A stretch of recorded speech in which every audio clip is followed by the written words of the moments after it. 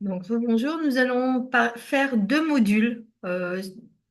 Là, nous allons parler d'abord de l'impact psychologique de la douleur et après nous verrons un autre module sur l'éducation du patient parce que ces deux modules sont complémentaires. Donc, pour le module 12, l'impact psychologique de la douleur, c'est comprendre comment la douleur affecte la santé mentale des patients, explorer les liens entre la douleur chronique, stress, anxiété et dépression, identifier des stratégies pour atténuer l'impact psychologique. Donc, la douleur chronique ne se limite pas à un inconfort physique, hein, elle joue aussi sur profondément la sphère psychologique.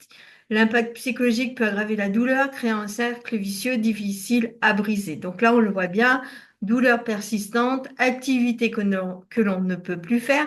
Donc du coup, diminution de la forme physique, affaiblissement des muscles, des raideurs dans les articulations, troubles du sommeil et manque d'énergie. Puis après, ben, on va dans le stress, dans la peur, dans l'anxiété, la colère, la frustration. Et après, on va variation, gain ou perte de poids, pensée négative, peur pour le futur, dépression, changement d'humeur, absence du travail, problèmes financiers, relations personnelles et ou du couple. Et ça, eh ben, tant qu'on casse pas ce cercle, ça va continuer à l'infini. Donc, le lien entre la douleur et la santé mentale, il faut savoir que le stress, la douleur chronique est une source majeure de stress, hein, qui peut amplifier la perception de la douleur, hein, on en a souvent parlé. Anxiété, dépression, 30 à 50% des patients souffrant de douleurs chroniques développent des troubles anxieux ou dépressifs. Irritabilité et isolement, les patients peuvent se replier sur eux-mêmes, aggravant leur souffrance émotionnelle et après s'isoler. Et c'est vrai que là, j'en parle pas, mais il y a des patients, du coup, qui passent à l'acte et qui se suicident. Alors, les stratégies d'adaptation pour les patients, technique de gestion du stress, hein, méditation, relaxation musculaire, exercice de respiration, l'auto aussi, hypnose, et il y a encore plein d'autres exercices, hein, que je mets en place pour les patients. Les thérapies cognitivo-comportementales TCC, modifier la perception de la douleur et renforcer les pensées positives. Et soutien émotionnel, groupe de soutien, accompagnement psychologique. Les groupes de parole aussi, ça fait énormément, beaucoup. L'art-thérapie aussi marche très bien sur les patients douloureux chroniques. Donc, le rôle du soignant et du thérapeute, c'est écouter activement pour comprendre l'impact émotionnel de la douleur sur le patient, expliquer que les émotions peuvent influencer la perception de la douleur sans stigmatiser, fournir des ressources adaptées et orienter vers des professionnels si nécessaire. Si vous vous sentez plus, cela dépasse vos compétences, ce n'est pas une honte de dire, bon, ben voilà, je ne peux pas aller plus loin avec vous, je préfère que vous alliez voir un de mes collègues. Donc là, nous allons voir justement l'éducation et l'engagement des patients dans leur traitement, hein. Donc, apprendre à éduquer les patients sur leurs douleurs et les traitements disponibles, fournir les outils nécessaires pour les rendre acteurs de leur propre prise en charge, encourager l'adhésion au plan de traitement pour de meilleurs résultats. Donc, l'éducation des patients est un pilier essentiel dans la gestion de la douleur, hein. Donc, je sais que, voilà, moi, j'ai fait un diplôme universitaire d'éducation thérapeutique du patient. Et si l'ETP est très bien mis en place, je peux vous assurer qu'il y a quand même du côté positif par rapport à ça. Par contre, si c'est mal mis en place, ça servira à rien auprès du patient. Donc, un patient bien informé est plus autonome et engagé dans son traitement, et c'est là où il faut arriver, hein.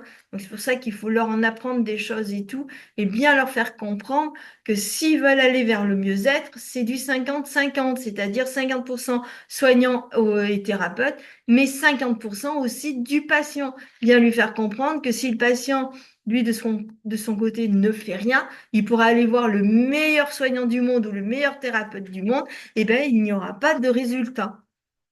Rien. Il faut vraiment que lui soit acteur de sa guérison, de son bien-être. Expliquer les bases, types de douleurs, mécanismes et options de traitement. Adapter aussi le vocabulaire et des explications au niveau de compréhension du patient et démystifier certains aspects. Non, ce n'est pas que dans la tête, mais votre cerveau joue un rôle. Voilà les phrases qu'il faut dire et non pas la simple phrase. c'est dans votre tête, allez voir un psy. Là, par contre, c'est mort. Le patient ne vous fera plus du tout confiance.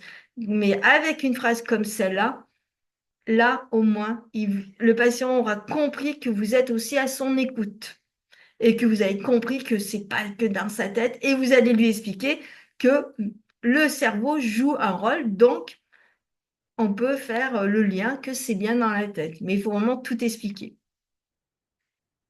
Donc, l'éducation des patients sur leur douleur, donc il y a un rôle important, hein, le rôle de l'éducation de la gestion de la douleur, importance d'expliquer clairement les options de traitement médicamenteux et non médicamenteux et être à l'écoute aussi du patient qui peut arriver en vous disant, bah, moi, j'aimerais bien tester cela, hein, pas tout de suite lui dire, ah, ben non, non, ça marchera pas, être à son écoute et accepter.